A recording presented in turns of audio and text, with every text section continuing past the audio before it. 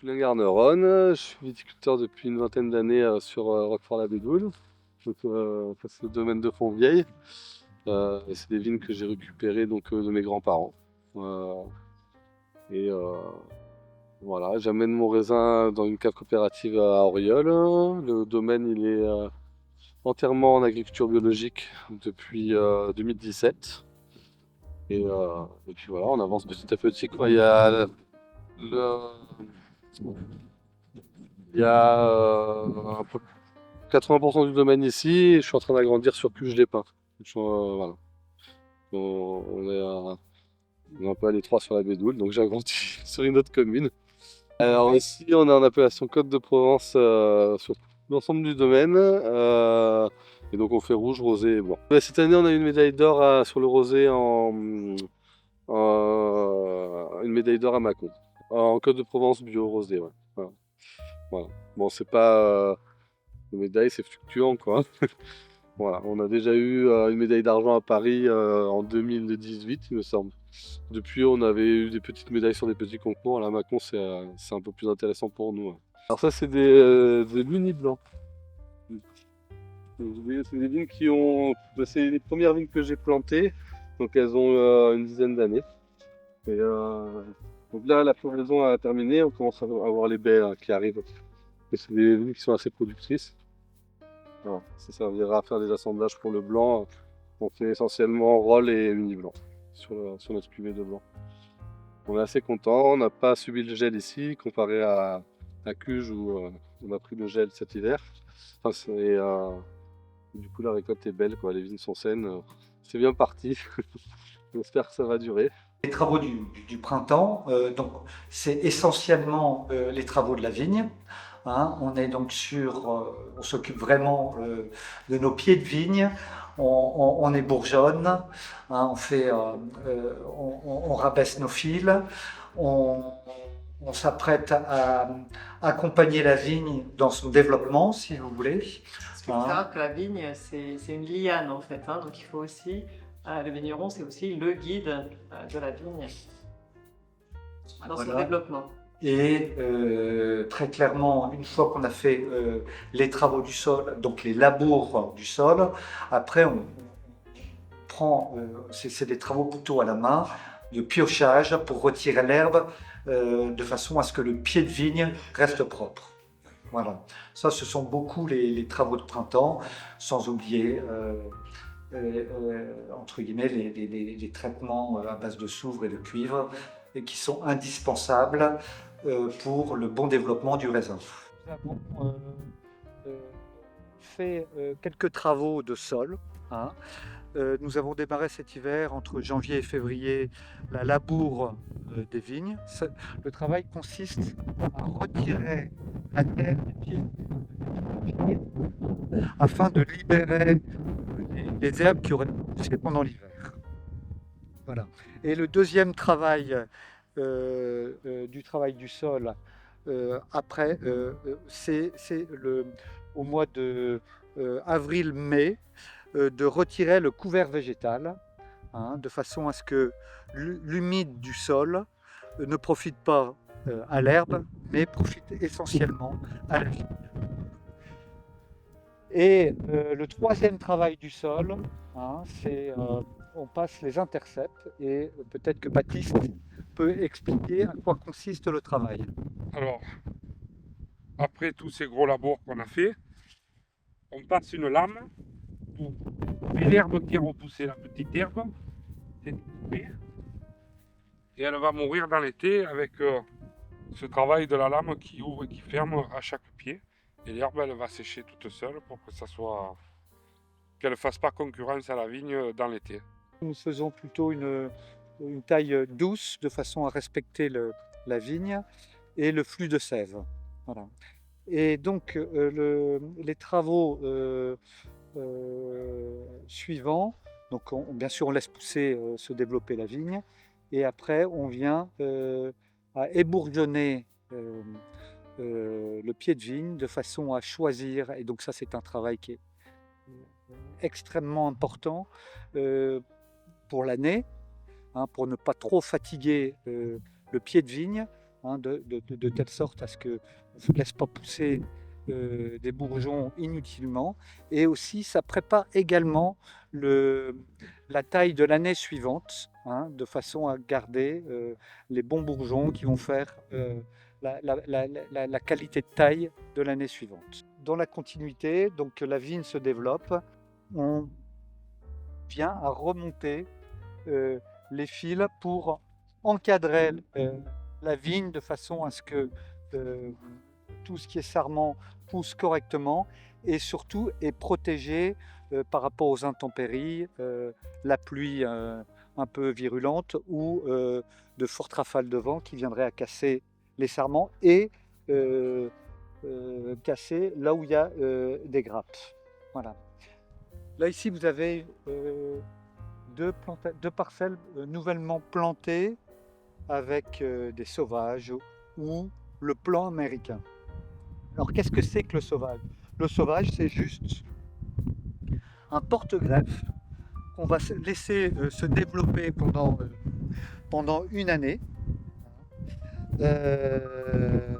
de façon à ce que le tronc grossisse un peu. Et on va venir, si vous voulez, l'année prochaine, au mois de mai, le décapiter ici. Et on va venir le fendre et on va venir poser le greffon. Hein, et ce greffon-là va faire, va faire le cépage ou le type de raisin que nous souhaitons avoir, si vous voulez. Et on a dans ces conditions de plantation une vigne qui est beaucoup plus vigoureuse. Là, on se retrouve sur un bourgeon qui est déjà bien sorti, une greffe qui a bien prise, qui a commencé même à faire de petites grappes. Donc l'idée maintenant, c'est de continuer à faire travailler le porte-greffe, c'est-à-dire l'ancienne vigne. Là, en l'occurrence, un pied de cinceau sur lequel a été greffé le rôle. Et donc, pour garder une activité de la sève proportionnelle à la demande des feuilles. Donc, pour ne pas que le bourgeon se noie, qu'il ait une trop grosse quantité de sève qui arrive, on va modérer, on va agir sur le feuillage de manière à réduire la tension à une feuille. Nous avons planté du petit épeautre. Voilà. Le développement, là, on en est dans le stade épi. Hein. Et là, encore une fois, cette année, on a eu beaucoup d'eau. Et donc, on a vraiment, c'est plus un petit épeautre, c'est un grand épeautre qui a poussé. Et pour nous, c'est important de créer un peu de diversité dans notre culture. Et donc, nous avons 3 parcelles où nous allons moissonner donc, du petit épeautre en vue de faire de la farine en partenariat avec des boulangers avec lesquels nous sommes en contact. Voilà. Et donc, on est super content, excité comme tout de voir arriver la moisson. Donc, on s'était vu au moment de la taille. Depuis la taille, après la taille, du coup, j'ai broyé les sarments. On voit, il reste des petits morceaux là. Bon, j'ai broyé les sarments. Ensuite, j'ai fait un travail du sol, c'est-à-dire un labour. Après j'ai commencé les traitements. Là, les traitements, j'ai dû les commencer au mois de mai, début mai. J'ai fait mes traitements. Ensuite, j'ai remonté les fils. Bon, on le voit mieux là. Donc moi, au moment de la taille, les fils, ils sont en bas. Et au fur et à mesure que la vigne pousse, je les monte, je les accroche là, pour maintenir les sarments à la verticale. Et maintenant, la prochaine étape, ça sera de couper tout ce qui dépasse. Donc pour ça, j'ai un sécateur comme ça. Donc là, on fait comme ça, hop, on commence par en haut. Là, on avance.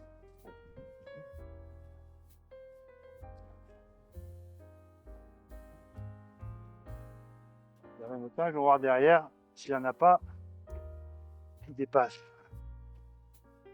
Voilà, on fait ça tout le long. Ça permet d'aérer la vigne et de laisser le passage pour le tracteur. Nous voyons que nous sommes à fin floraison, début des petits grains. Ce qui veut dire que dans 2 mois, normalement, ça devrait être mûr le raisin. Au début du printemps, donc l'équipe Viti fait de l'ébourgeonnage et on travaille le sol, donc on déchausse le sol, on désherbe quand l'herbe a repoussé et on la décompacte et nous griffons et nous stabilisons le sol. Après, on a des traitements qui sont minimes, mais par exemple, on utilise un peu de soufre et, pour nous prévenir les maladies. Mais en biodynamie, on n'a pas le droit aux pesticides, on a le droit à presque rien et on utilise des potions.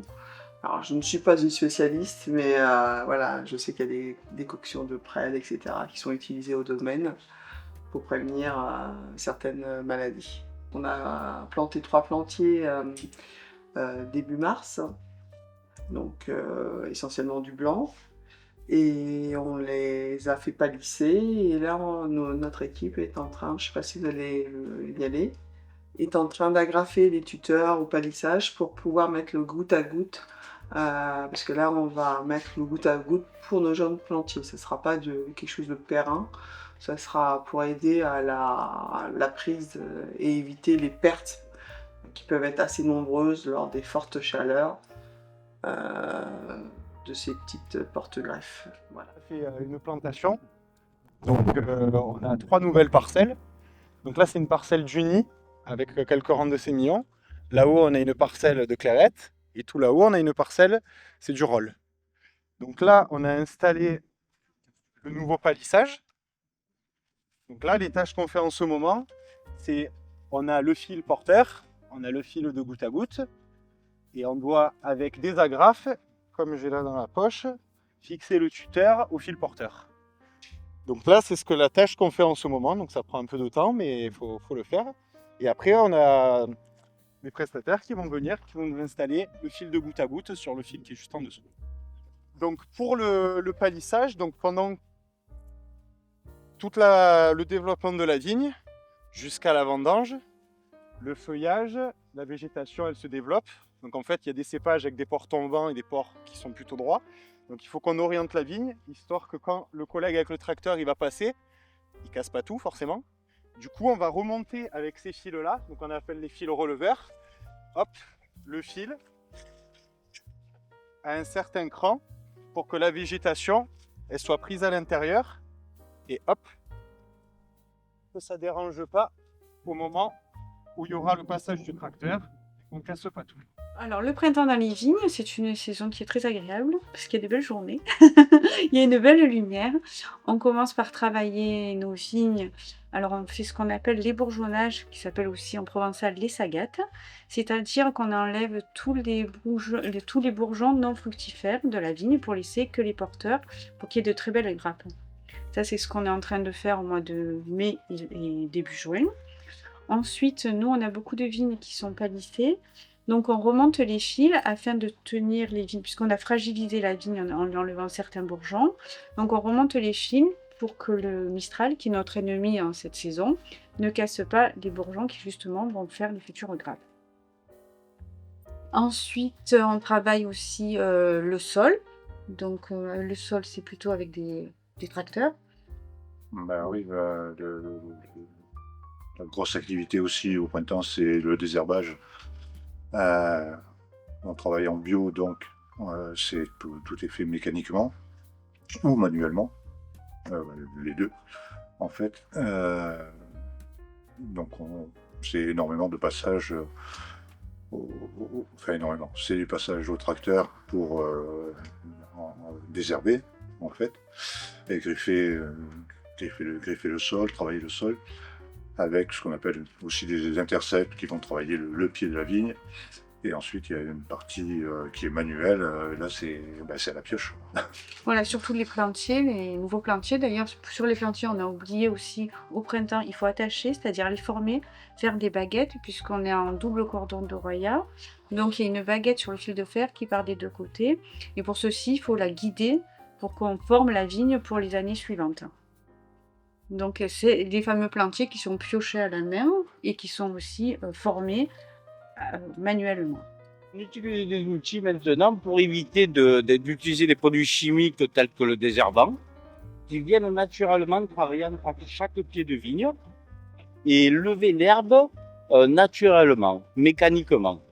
Alors, c'est des outils qu'on utilise depuis à peu près 4 ans sur le domaine. Ça nous permet de travailler les sols beaucoup plus naturellement et ça nous permet de travailler les racines qui sont en surface. Justement, dû à la sécheresse, etc., on est dans des sols assez particuliers où il faut que les racines soient assez profondes. Et ce système-là permet un enracinage profond au bout de quelques années.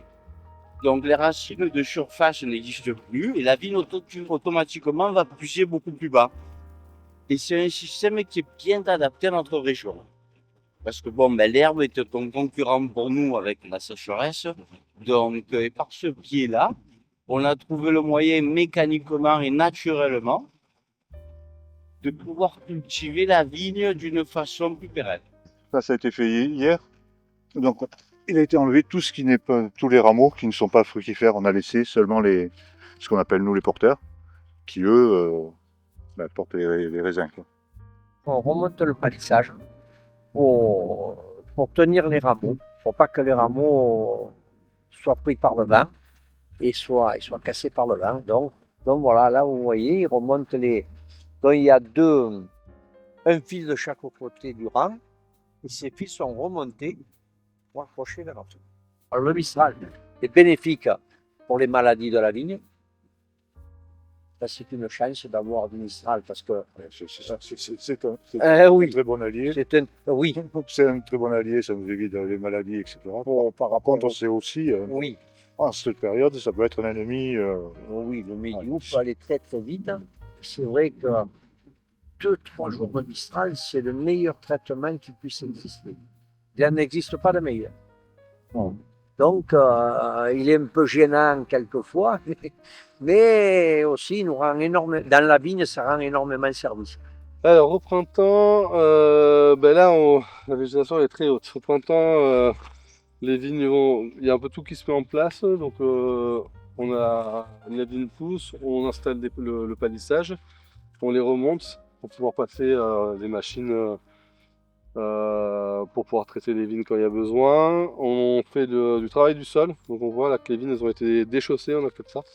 Donc c'est pour enlever l'herbe au pied de la vigne. Et après, sur le domaine, on essaye de pas trop toucher les sols. Donc on essaye de travailler le pied de la vigne et passer un coup de tondeuse ou essayer de moins déstructurer les sols au milieu. Donc on voit encore un peu le couvert, là on voit que ça a été tondu. Et voilà. Et après, le gros, on peut avancer. Là-bas, j'ai des plantations. C'est un peu le gros du travail qui se fait en temps, là.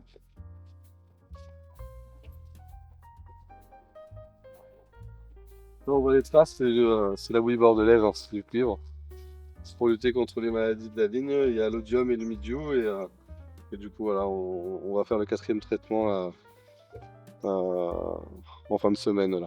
Et ça, c'est quelque chose qui est assez impératif si on va avoir du raisin avant la fin pour la récolte.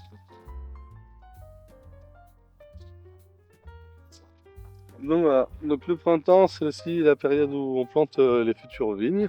Donc ça c'est une parcelle qui avait été arrachée il y a 3 ans. On a laissé reposer le sol. On a défoncé la parcelle, sorti les racines des anciennes vignes, brûlé les vignes ou donné, parce que c'est des personnes qui en ont récupéré. Et après, donc j'ai une équipe qui vient planter les vignes, voilà, elle commence à pousser. Hop là, donc ça a été planté mi-avril. Et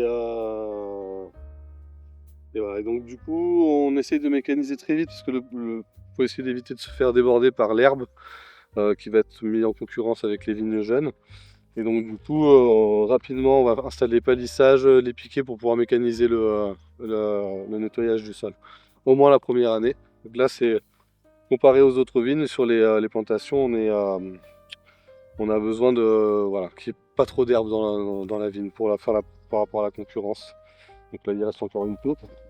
Pour passer à la bêche après ou à la main. Et hop là. Et là, ça a été passé. On a passé une griffe et des intercepts, ces espèces de lames plates là, qui viennent enlever l'herbe au pied des vignes, quoi. Donc voilà, ça c'est vraiment. Ça a pris un mois à faire, par exemple, cette parcelle-là. Là. C'est vraiment beaucoup de travail, quoi. Le travail des caves, c'est surveiller donc toujours que le vin soit bien stabilisé. Il y a la mise en bouteille qui est faite courant du printemps. On fait plusieurs mises pour répondre aux besoins de la demande, de la consommation. Et il y a toute la préparation en amont des vendanges qui vont se faire, parce que là on commence à faire un rétro-planning pour savoir nos besoins en ressources, puisque nous, contrairement auparavant, on va vendanger beaucoup plus à la main. Donc il faut savoir les ressources qu'on a besoin en vendangeur. Aussi faire en préparation, nettoyer la cave, bouger certaines cuves qui doivent être bougées, etc. Pour essayer de bien restructurer notre cave qui est vieillissante, mais qu'on va refaire, puisque notre projet est de faire un nouveau chai pour correspondre mieux et pour nous aider surtout à mieux gérer les températures, parce qu'en biodynamie, la température est très importante, puisque comme on n'utilise pas de levure, on fait du mou de raisin qui en fin de compte, après qu'on incorpore au raisin, qui fait fermenter. Et la température doit être à un certain degré, quoi, pas dépasser certains degrés en fonction du type de vin, pour que la vinification se passe bien et qu'il n'y ait pas de problème de vinification, soit d'arrêt fermentaire, soit une cuve qui s'emballe et là qui fait la malo de façon intempestive. Voilà. La fermentation malolactique, c'est-à-dire une fermentation où il y a un peu plus de bactéries. Et dans la cave, c'est une période qui est un peu différente de la folie qu'on a eue pendant les vinifications ou après la préparation des vins, les assemblages. Là, tous les vins étaient assemblés. Notre gros travail consiste à mettre ce vin en bouteille, c'est-à-dire qu'il doit être préparé, filtré, pour pouvoir être mis en bouteille. Bon, on le filtre très peu maintenant. Ouais, les vins oui, sont aujourd'hui sont tous prêts à la vente, on dira. Donc, on est en période de conditionnement, bouteille, bib, etc. Période d'expédition aussi. On conditionne et ensuite on expédie vers nos partenaires, revendeurs, etc. Et pour approvisionner aussi notre point de vente, notre caveau, qui est quand même le gros de notre activité. Donc on a fait beaucoup de salons en début d'année, janvier, fait millésime bio, on fait beaucoup de salons février-mars pour rencontrer nos